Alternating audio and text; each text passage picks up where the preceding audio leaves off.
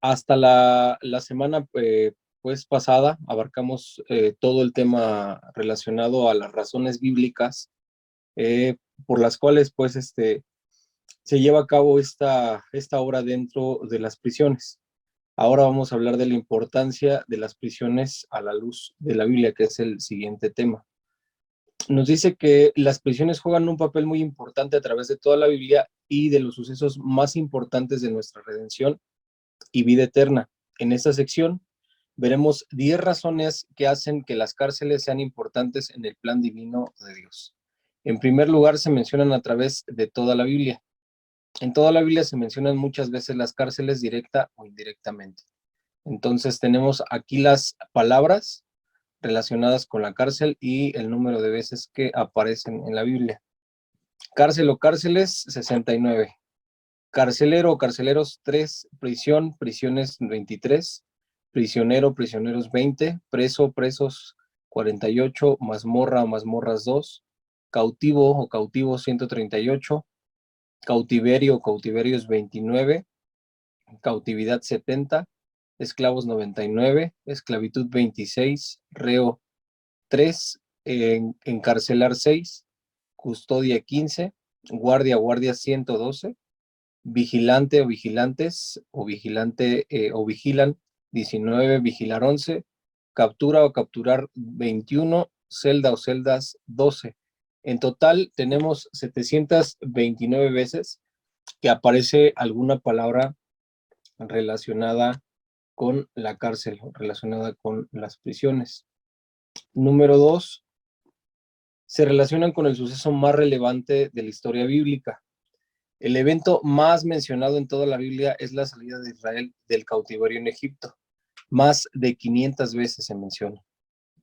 Esto marcó un suceso sin precedentes porque a partir de su liberación de Egipto se estableció la Pascua, símbolo del sacrificio de Jesucristo, el Cordero de Dios que quita el pecado del mundo. Además, el proceso de liberación de la esclavitud del pueblo de Egipto es totalmente similar al proceso de nuestra redención. En cuanto a las cárceles, hay una similitud impresionante entre la esclavitud que los hijos de Israel sufrieron y las cárceles de la antigüedad. Veamos algunos paralelos mencionados a continuación. Primero, tenían capataces sobre ellos. Eran personas pues que les ordenaban lo que tenían que hacer, vigilaban pues su trabajo. 2, les molestaban con cargas pesadas de trabajo. Les exigían más, ¿no? Más de lo que en muchas ocasiones ellos debían soportar. Los hacían trabajar para sus propios beneficios, beneficios del mismo, del mismo Egipto, ¿no? Ni siquiera pues para el bien de los propios hebreos, sino para los egipcios. Los hacían servir con dureza, exigían de alguna forma con mano dura que ellos llevaran a cabo su trabajo, les amargaban su vida con dura servidumbre. No nada más pues dependía del trabajo que hacían, eh, hacían pues a favor de ellos, sino constantemente seguían ahí sobre sus vidas, ¿no? Sobre sus demás obligaciones durante el día, no únicamente su trabajo. Los obligaban a trabajar con rigor y sin salario.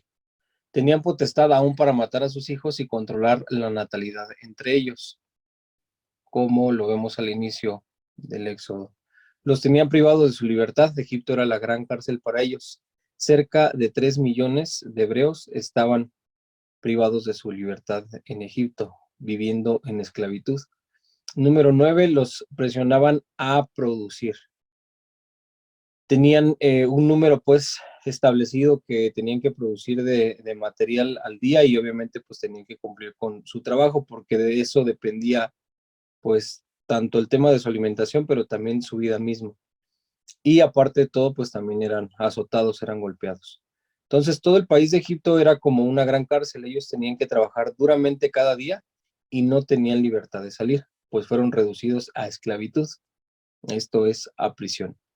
Entonces, a pesar de que pues uno pueda entender o pueda ver que al final vivían en una nación, Sí, pero eran esclavos a esa nación, no tenían derecho a salir de ahí, ¿no? Tal es el caso, pues, con el plan que Dios tenía a través de Moisés de liberarlos de esa esclavitud, y pues siempre el faraón se oponía y se oponía a que ellos salieran de la tierra de Egipto porque para él pues le pertenecía, ¿no? Entonces es exactamente lo mismo que vive un preso. Antes de la creación del mundo ya existían las cárceles. Judas 6 nos dice: y a los ángeles que no guardaron su dignidad, sino que abandonaron su propia morada, los ha guardado bajo oscuridad, en prisiones eternas, para el juicio del gran día. Entonces, las prisiones pues han existido, ¿no? Desde antes de la creación del mundo, y tal es el caso o el ejemplo que nos pone aquí sobre el juicio que Dios estableció eh, sobre los ángeles que se rebelaron en su contra. Nos dice segunda de Pedro 2:4: porque si Dios no perdonó a los ángeles que pecaron, sino que arrojándolos al infierno los entregó a prisiones de oscuridad para ser reservados a juicio. Entonces, nuevamente, no vemos aquí la presencia de las prisiones aún antes de la creación. Las cárceles tienen que ver con la eternidad, ya que antes de que fueran creados los cielos y la tierra en el tiempo, ya existían las cárceles. Y estas tienen el propósito de guardar a ángeles que pecaron y no guardaron su dignidad hasta el juicio del gran día. Las cárceles existirán por toda la eternidad en el infierno, para guardar ahí al diablo, a sus demonios y a todos los que no conocieron a Dios ni obedecen al evangelio de nuestro Señor Jesucristo. Entonces ya estaba pues destinado, o ya está destinado para aquellos ángeles que se rebelaron en contra de Dios, pasar la eternidad en una prisión, ¿no? Aún sin haber sido formados los cielos, sin haber sido formada la tierra, ya estaban dentro del plan de Dios las prisiones. Ahora vamos a hablar sobre el primer misionero que Dios envió, José, quien estuvo preso. Nos dice Génesis 39, del 20 al 21 y 45 del 5 al 7, lo siguiente: y tomó su amo José y lo puso en la cárcel, donde estaban los presos del rey, y estuvo allí en la cárcel. Pero el Señor estaba con José, le extendió su misericordia y le dio gracia en los ojos del jefe de la cárcel. Ahora pues, no se entristezcan, ni les pese el haberme enviado acá, porque para preservación de vida me envió Dios delante de ustedes. Dios me envió delante de ustedes para preservarles posteridad sobre la tierra y para darles vida por medio de gran liberación. Entonces, Dios permitió que el primer misionero estuviera en la cárcel por varias razones. ¿Cuáles son estas? Primero, tratar con su vida personal y hacerle madurar en todos los aspectos. Siguiente, anunciar el mensaje de Dios a los presos también. Hacerle identificarse con su descendencia, que estaría en esclavitud en Egipto. Hacerle comprender el plan divino de redención.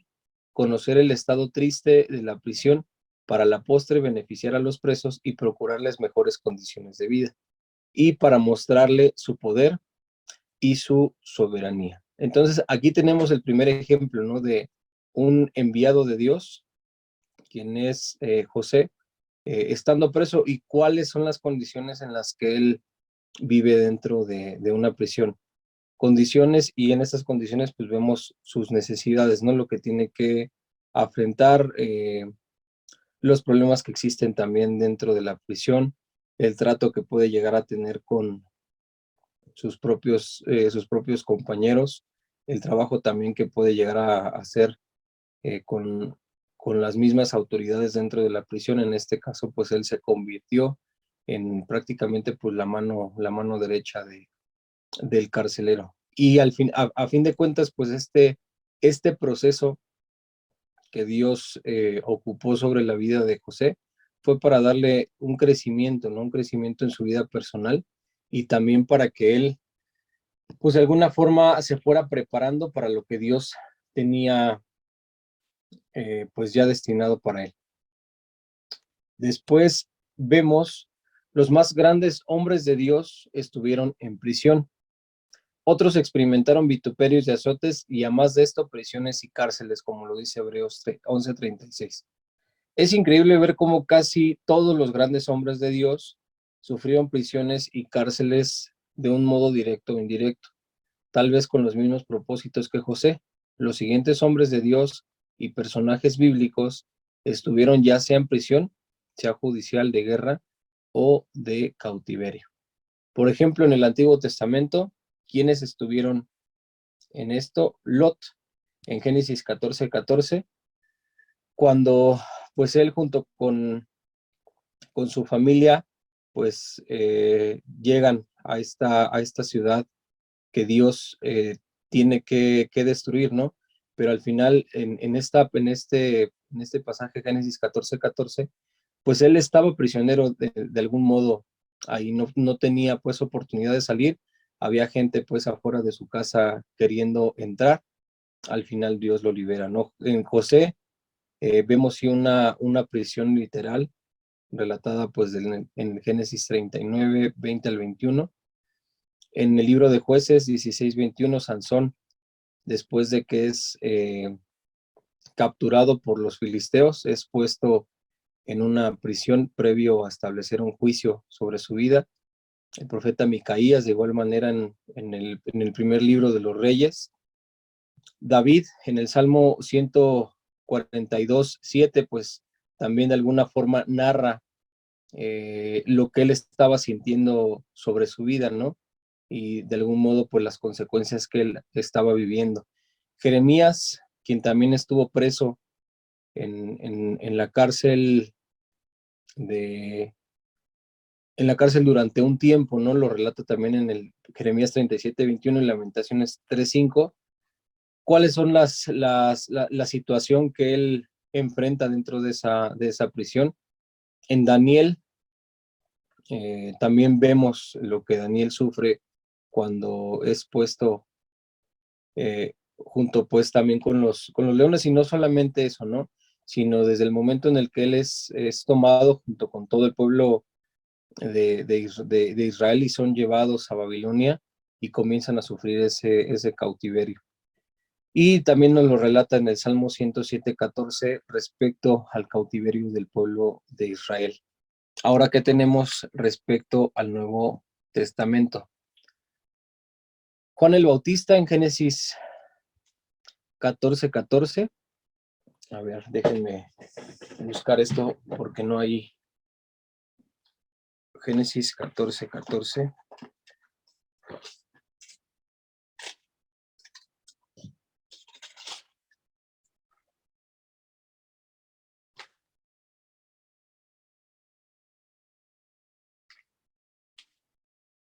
Más bien, este Génesis 14:14 es lo de Lot.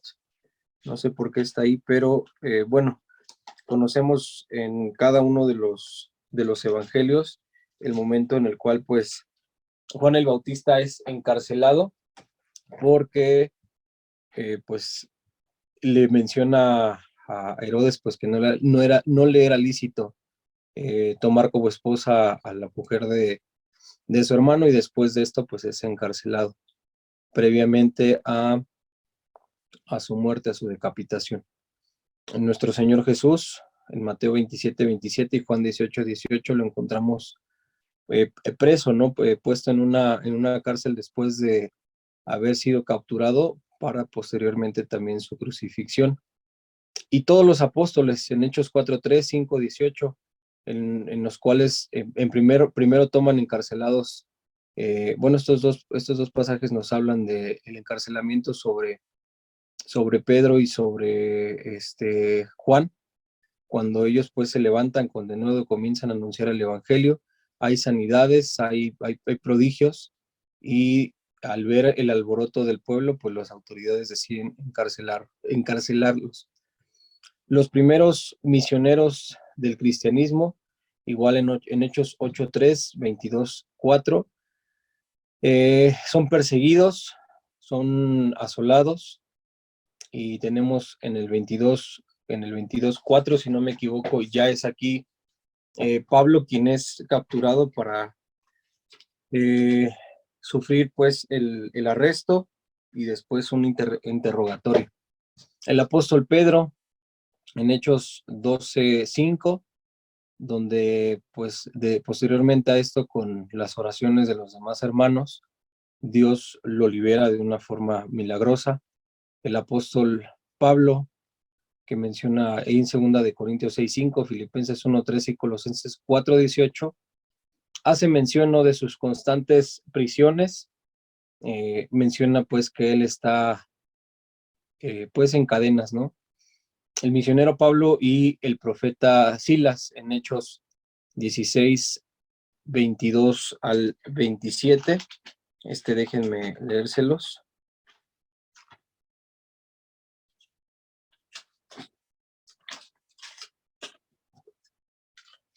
Hechos 16, del 22 al 27. Y se agolpó el pueblo contra ellos, y los magistrados, rasgándoles las ropas, ordenaron azotarles con varas. Después de haberles azotado mucho, los echaron en la cárcel, mandando al carcelero que los guardase con seguridad, el cual, recibido este mandato, los metió en el calabozo de más adentro y les aseguró los pies en el cepo.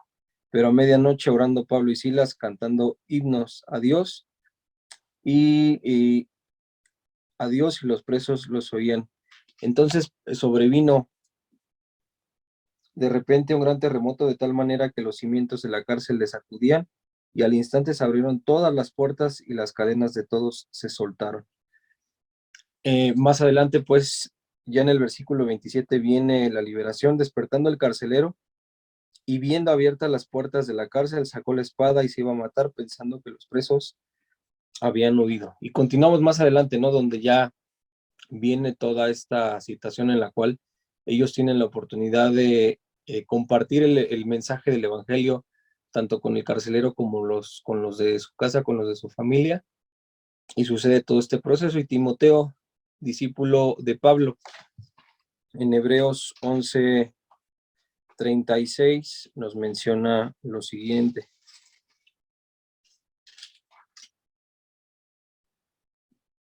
donde dice que otros experimentaron vituperios y azotes, y a más de esto, prisiones y cárceles. Entonces, estos son los ejemplos que tenemos en la Biblia respecto a los hombres de Dios que estuvieron presos. Ahora vamos a ver. Perdón, Permítame hermano. tantito. ¿Sí? Perdón, hermano. La lección de Juan Bautista es en Mateo 11:2 al 14. Mateo 11:2 al 14. Ok, Ajá, la de gracias. Juan Bautista. Sí, déjenme ver si alguien más está añadiendo. Sí, admitir a todos, permítanme.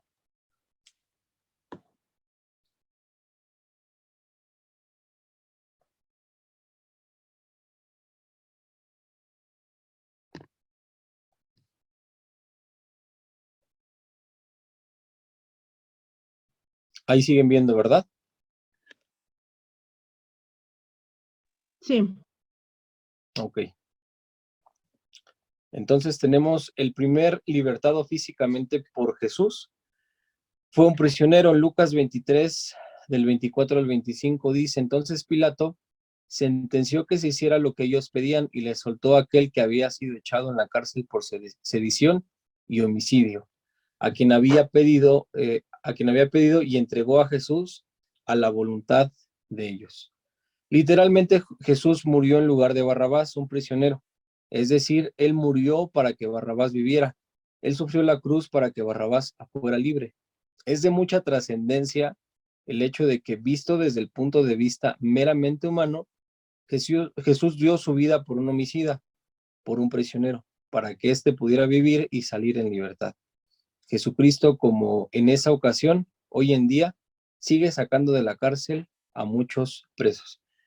Y desde aquí, pues, algo que tenemos es que pues, el Señor no se fijó pues en la condición de este hombre, no se fijó en la razón por la cual él estaba siendo prisionero.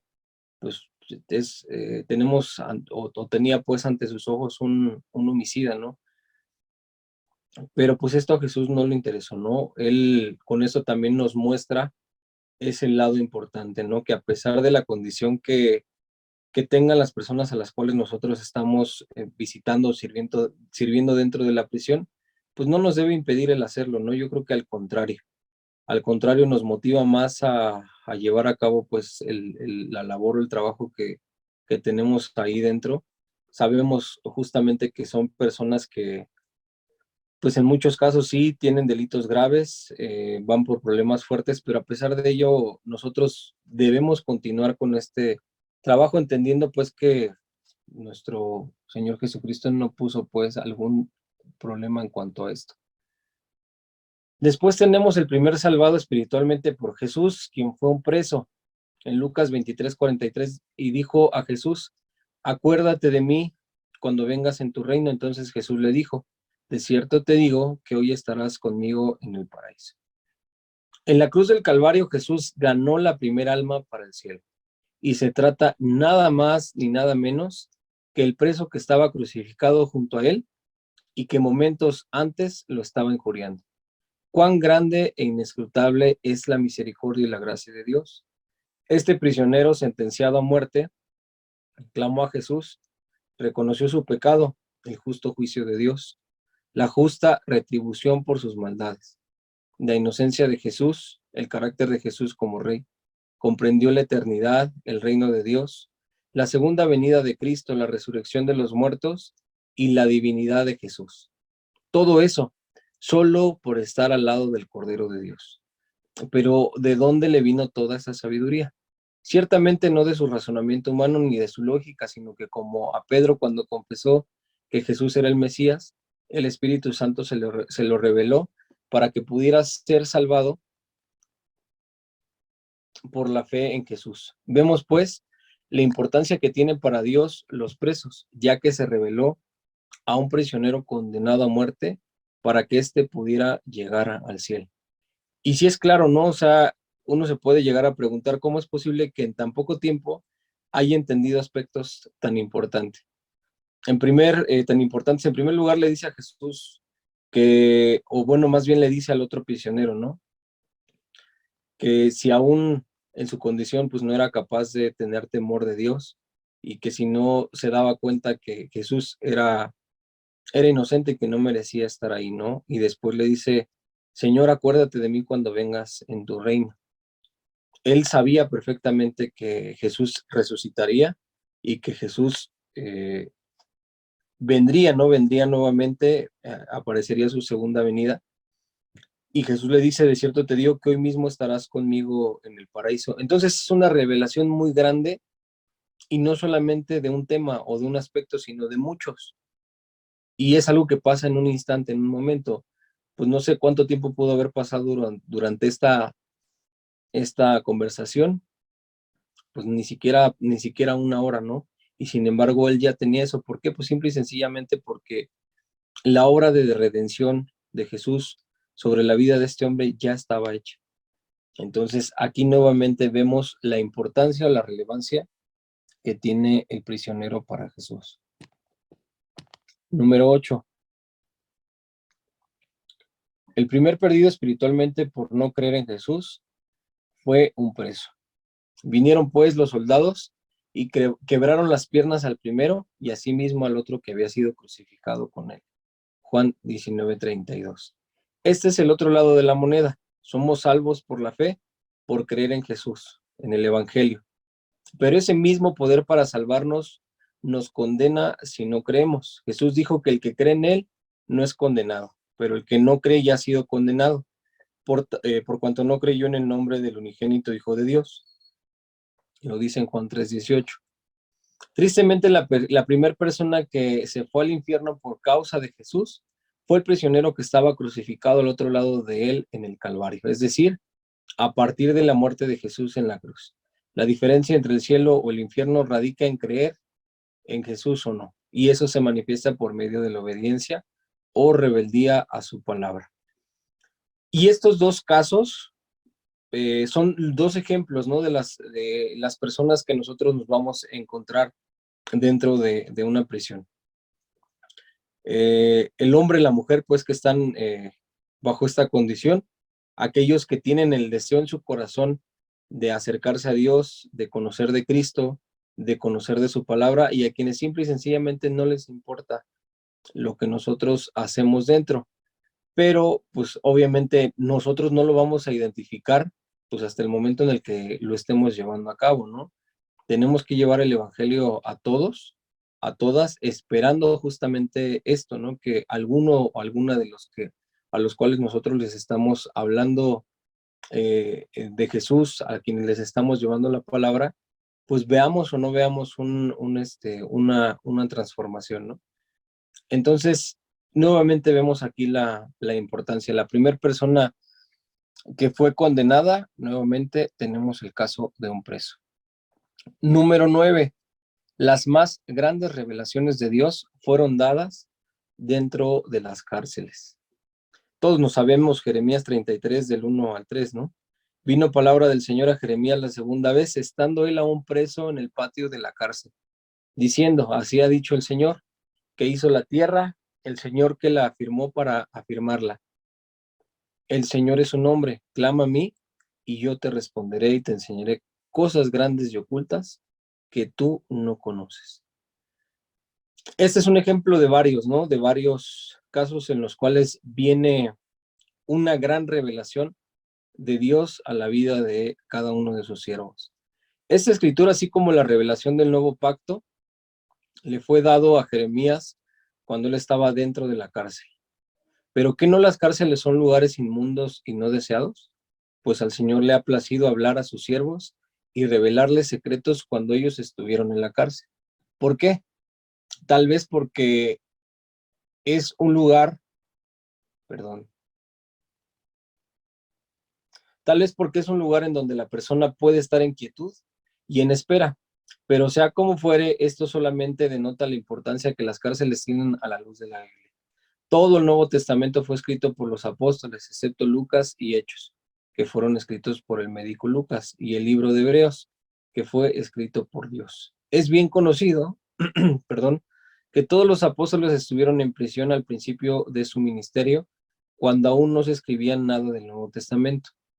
Por lo tanto, ellos experimentaron la cárcel antes de escribir y podemos decir con certeza que el Nuevo Testamento fue escrito por puros exinternos, excepto Lucas. Es más, muchas cartas del canon fueron escritas desde adentro de la prisión y por sí solas,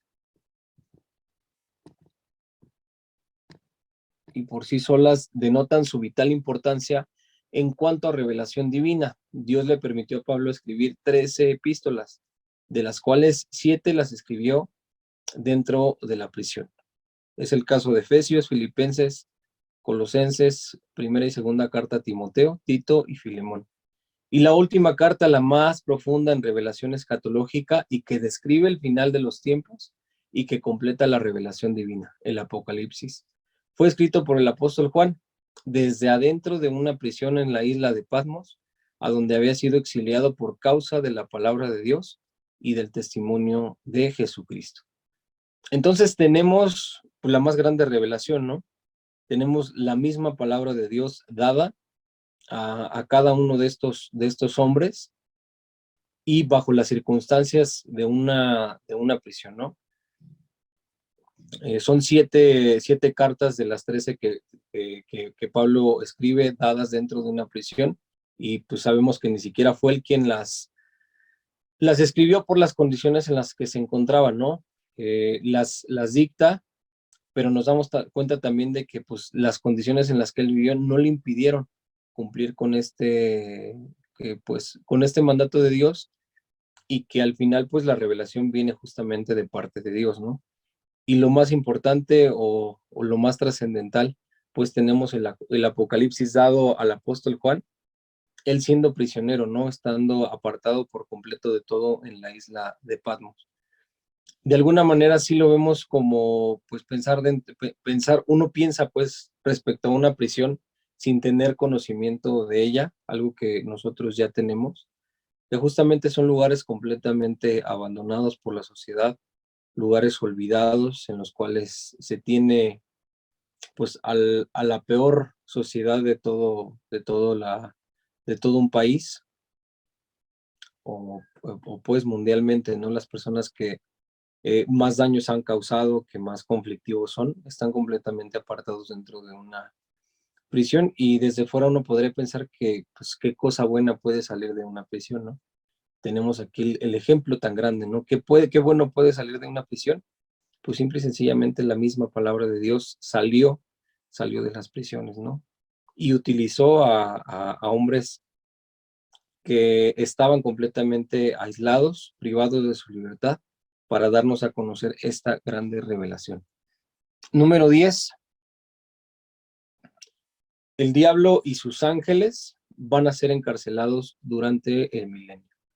Apocalipsis 20, del 1 al 3, nos dice: vi a un ángel que descendía del cielo con la llave del abismo y una gran cadena en la mano, y prendió al dragón, la serpiente antigua, que es el diablo y Satanás, y lo ató por 1000 años y lo arrojó al abismo y lo encerró y puso sus sellos sobre él para que no engañase más a las naciones hasta que fuesen cumplidos 1000 años, y después de esto debe ser desatado por un poco de tiempo.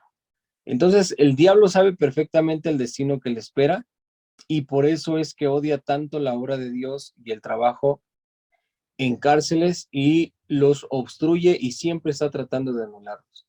El diablo odia las cárceles porque muchos de sus demonios están guardados ahí hasta el juicio del gran día.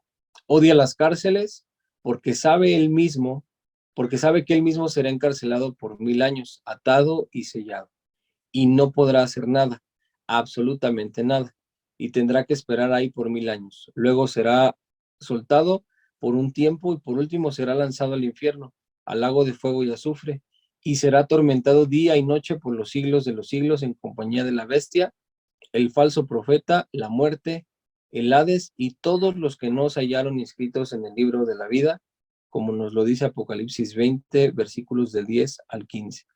Como podemos apreciar, las cárceles juegan un papel muy importante en el plan de Dios para la humanidad. Por tanto, no desechemos el clamor de Dios que nos manda: acuérdense de los presos como si estuvieran presos juntamente con ellos, como nos lo dice Hebreos 13:3.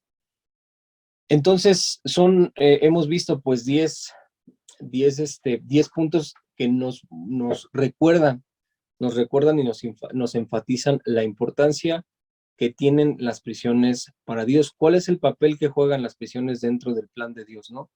¿Por qué es tan importante? ¿Por qué es tan necesario que en este caso, pues nosotros como voluntarios, como obreros carcelarios, asistamos, llevemos a cabo lo que Dios nos está mandando? ¿Qué de bueno puede salir de una prisión? ¿Qué importancia puede llegar a tener una persona privada de su libertad para Dios? ¿Qué es lo que Dios puede hacer a través de esa persona, ¿no? Y la urgente necesidad de que pues no nada más nosotros, ¿no? Sino que Dios siga levantando obreros, siga levantando obreras, que pues sigamos con esa disposición a entrar a una prisión y seguir cumpliendo con el propósito que Dios tiene hacia las prisiones y hacia los presos. Tenemos después, ¿cuál es la obra misionera mundial y las prisiones? Tenemos el corazón de Dios y las misiones. ¿En dónde está el corazón de Dios? Desde el principio podemos ver que el corazón de Dios está en las misiones, en la obra misionera.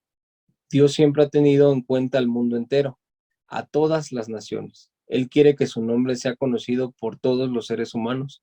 Y esa es la base de la obra misionera: alcanzar a todas las gentes de todos los pueblos, naciones, tribus y lenguas, que con el mensaje del Señor, y lenguas con el mensaje del Señor. A través de toda la Biblia vemos que el corazón de Dios está en las misiones. En el principio, cuando Dios creó al hombre, ese era su plan original, ya que les dijo: fructifiquen y multiplíquense, llenen la tierra y subyúguenla, en Génesis 1:28. El plan de Dios era que el hombre tuviera muchos hijos y que llenara la tierra. Adán pudo haberse convertido en un misionero, ya que tendría que ir a visitar cada lugar de la tierra para instruir a su descendencia en los caminos de Dios. Después del diluvio, Dios le dijo a Noé y a sus hijos: fructifiquen y multiplíquense y llenen la tierra, en Génesis 9:1. Lo mismo que le dijo a Adán, el plan seguía incluyendo a todo el mundo, un plan misionero. En el llamamiento a los patriarcas. Después de que se multiplicaron los hijos de Noé, se multiplicó también la maldad y los hombres se apartaron de Dios, y como resultado, quisieron construir en Sinar, esto es Babilonia, una ciudad y una torre cuya cúspide llegara al cielo. Entonces Dios tuvo que confundir las lenguas y los hombres fueron esparcidos sobre la faz de la tierra, en Génesis 11:8. Después de esto, Dios puso sus ojos en Abraham y lo llamó y le dijo: vete de tu tierra y de tu parentela y de la casa de tu padre a la tierra que te mostraré, y haré de ti una nación grande, y te bendeciré y engrandeceré tu nombre y serás bendición. Bendeciré a los que te bendijeren y a los que te maldijeren maldeciré, y serán benditas en ti todas las familias de la tierra. Vemos aquí entonces el propósito que Dios ha tenido desde el principio. ¿Cuál ha sido ese propósito? Simple y sencillamente la obra misionera, ¿no? Alcanzar no únicamente a una persona, no únicamente a una familia, no únicamente a un grupo de personas, a una sociedad, sino al mundo entero. Eso ha sido la base desde un inicio, ¿no? Como lo vemos con Adán, como lo vemos con Noé y como también lo vemos con, en este caso, Abraham. Otra vez vemos que el plan de Dios contempla a todas las familias de la tierra, todas las naciones de la tierra. Lo mismo dijo Isaac y a Jacob en Génesis 26 del 1 al 5 y 48 del 3 al 4, en quienes se seguía cumpliendo este propósito que Dios tenía para llegar, para que su plan y su propósito llegara a todas las familias de la tierra. En la liberación de su pueblo de la esclavitud, el pueblo de Dios cayó en cautividad en Egipto, pero Dios envió un libertador, Moisés, y el plan seguía siendo el mismo: que el nombre de Dios fuera anunciado en toda la tierra, como lo dice Éxodo 9:16 y 19:5. En la visión de Isaías, esto también podemos notarlo cuando el profeta Isaías tuvo la visión tremenda del trono de Dios y oyó la voz del Señor que decía: ¿a quién enviaré y quién irá por nosotros? E Isaías respondió: heme aquí, envíame a mí. Isaías 6 del 1 al 8. Entonces, esto ha sido parte pues del propósito de Dios, ¿no?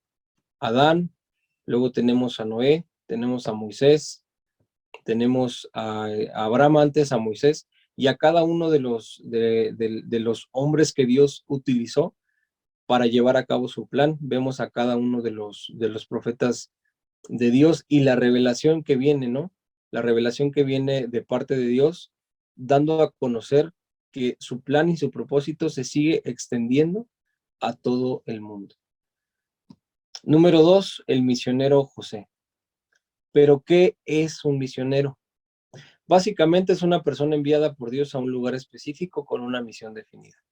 No todos los misioneros son enviados por Dios. En este caso, consideremos solo los que han sido enviados por Dios con la misión de proclamar un mensaje de parte de Él. A continuación, consideraremos en las Escrituras la vida de cada misionero y veremos qué relación tienen las misiones con las cárceles y qué vínculo hay entre la obra misionera y el servicio a las prisiones. Entonces tenemos el primer misionero que se menciona en la Biblia, quien es José, el hijo de Jacob. Entonces dijo José a sus hermanos: acuérdense ahora de mí, acérquense ahora a mí. Ellos se acercaron y él dijo: yo soy José, el hermano de ustedes, el que vendieron para Egipto. Ahora pues, no se entristezcan, ni les pese de haberme vendido acá, porque para preservación de vida me envió Dios delante de ustedes, y Dios me envió delante de ustedes para preservarles posteridad sobre la tierra y para darles vida por medio de gran liberación. Así pues, no me enviaron acá ustedes, sino Dios, que me ha puesto por padre de Faraón y por señor de toda su casa y por gobernador en toda la tierra de Egipto. Ese es el primer misionero, ¿no? Aquí aparece clara la palabra, me envió Dios, y nuevamente le repite, Dios me envió. A pesar de las circunstancias, a pesar de las condiciones en las cuales José había llegado a la tierra de Egipto, siendo vendido por sus hermanos, siendo pues esclavo, ¿no? Siendo esclavo de, en este caso, Potifar, siendo su sirviente, estar a disposición de él, después tener que afrontar la prisión durante varios años, más de 14 años estuvo preso, y después de esto, pues convertirse en lo que Dios permitió, ¿no? Llegar a ser el segundo después de Faraón dentro de toda la tierra de Egipto. Pero al final, esas condiciones y toda esa situación, Dios la permitió. ¿Por qué? Porque tenía un plan y tenía un propósito a través de la vida de José, al igual que pues, lo tiene con cada uno de nosotros y de todos aquellos que son enviados por él. A la edad de 17 años, José recibió dos sueños de parte de Dios en los que a él se le postraban sus hermanos y sus padres. Esto despertó la envidia de sus hermanos y en un intento por deshacerse de él y matarlo, lo vendieron como esclavo a unos mercaderes que iban de paso. José fue comprado después en Egipto por Potifar, un capitán de la guardia de Faraón. José tenía una visión de Dios, un mensaje que dar. La escritura nos dice que el Señor estaba con José y hacía prosperar todo lo que hacía y fue hecho jefe de toda la casa de Potifar. ¿De qué hablaría José con la gente cuando le preguntaban acerca de su vida? Seguramente les contaba que era hebreo y que su Dios era el Señor. Pero ese mensaje tenía que ser predicado también en otro lugar, que como veremos más adelante, siempre ha estado incluido en la proclamación de las buenas nuevas, la cárcel. Y efectivamente, más tarde José es calumniado y echado en la cárcel, donde estaban los presos del rey. Y la palabra dice que el Señor estaba con José y que le extendió su misericordia y le dio gracia en los ojos del jefe de la cárcel, de tal manera que el jefe de la cárcel entregó en mano de José el cuidado de todos los presos que había en aquella prisión. Todo lo que se hacía allí, él lo hacía y no necesitaba atender el jefe de la cárcel cosa alguna de la que estaban al cuidado de José, porque el Señor estaba con él y lo que hacía, el Señor lo prosperaba. Génesis 39 del 20 al 23. Pero nuevamente, ¿de qué hablaría José adentro de la cárcel? Pues de lo mismo que hablaba fuera, del Señor. Ese es el primer ejemplo que tenemos respecto a un misionero de Dios, ¿no? Y cuál es la finalidad o cuál es el propósito por el cual haya sido enviado. Y desde un inicio hasta el final es anunciar el mensaje de Dios y no únicamente por reservarlo a un grupo de personas, ¿no? A pesar de las condiciones, a pesar de las circunstancias, pues Dios tenía en mente y tenía en su corazón acordarse de los presos, ¿no? A uno pues se le podría olvidar el entrar a una prisión. La semana, la semana pasada, antepasada, lo platicamos, ¿no? Que pues yo les platicaba en mi caso, ¿no? ¿En qué momento pues tuve presente una prisión? Pues, realmente sin yo haber puesto un pie dentro de una prisión por la circunstancia que viví con mi hermano, yo jamás lo hubiera hecho. Simple y sencillamente no pasaba por mi mente, eh, uno, pues ni siquiera la necesidad que tenía, otro, ni siquiera saber cómo es que funcionaba una prisión, eh, y pues mucho menos tener en mente o en mi corazón el deseo de llevarles el mensaje de Dios, ¿no? Pero sin embargo, pues Dios sigue preparando las circunstancias que cada uno de nosotros hemos tenido oportunidad de vivir para que a fin de cuentas Dios nos mantenga sobre esto, ¿no? Y pues podría pensar uno, oye, pero pues son coincidencias o por qué razón ha sucedido todo esto. Tenemos el primer ejemplo, ¿no? El gran ejemplo de la vida de José, que al final,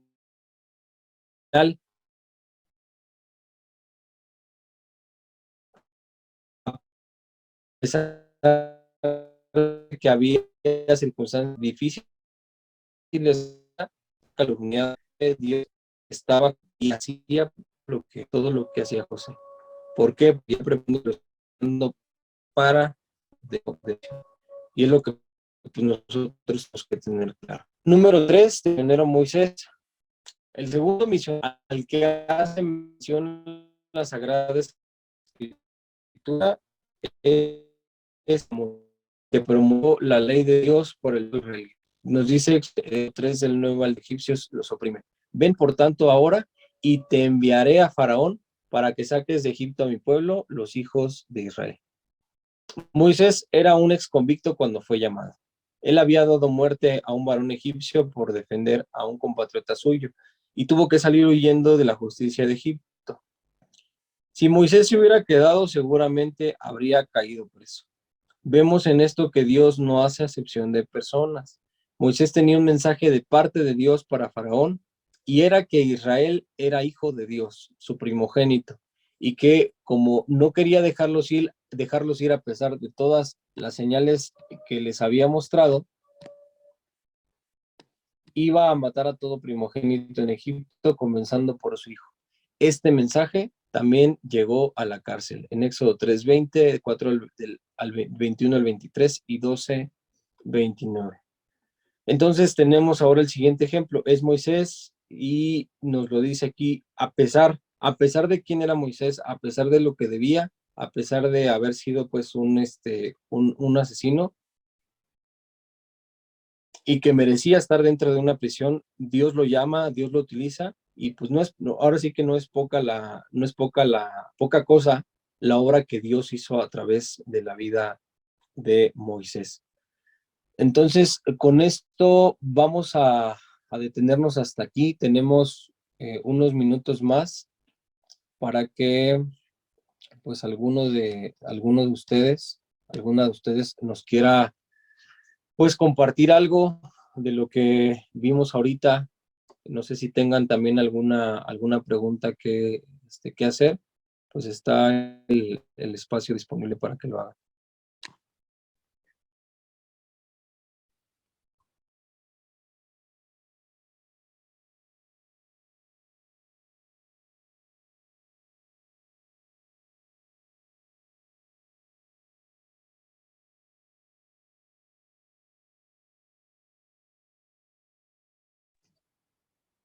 Nadie con dudas, con algún comentario, algo que compartir.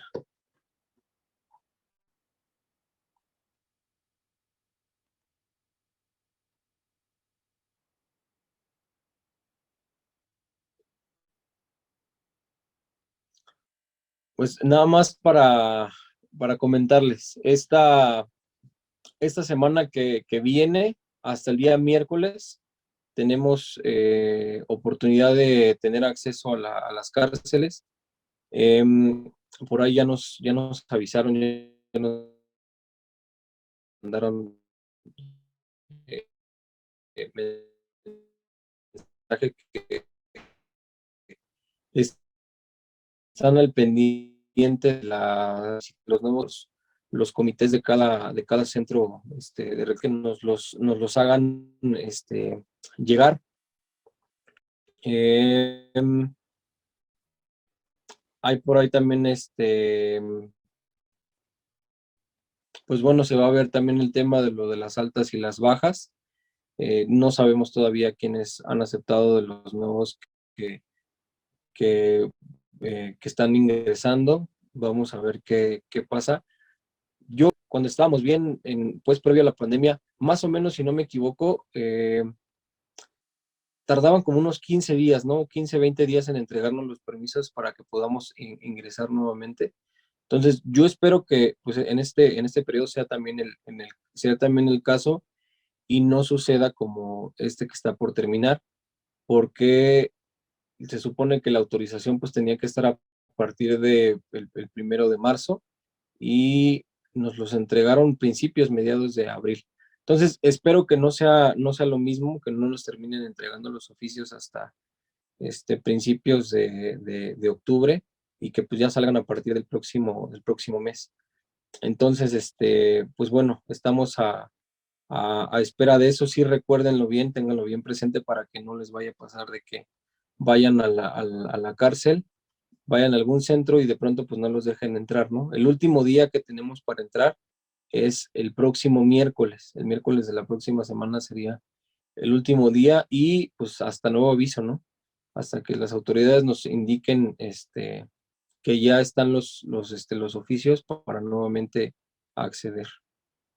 Entonces, ¿alguna duda, algún comentario, alguna pregunta también respecto a eso de los oficios? Adelante, la pueden hacer.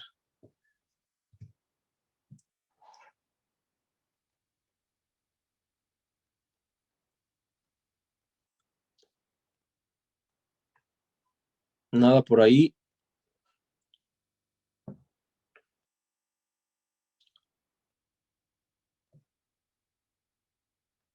Pues bueno, si no hay algún otro tema que tratar, pues ya con esto concluimos la clase de hoy.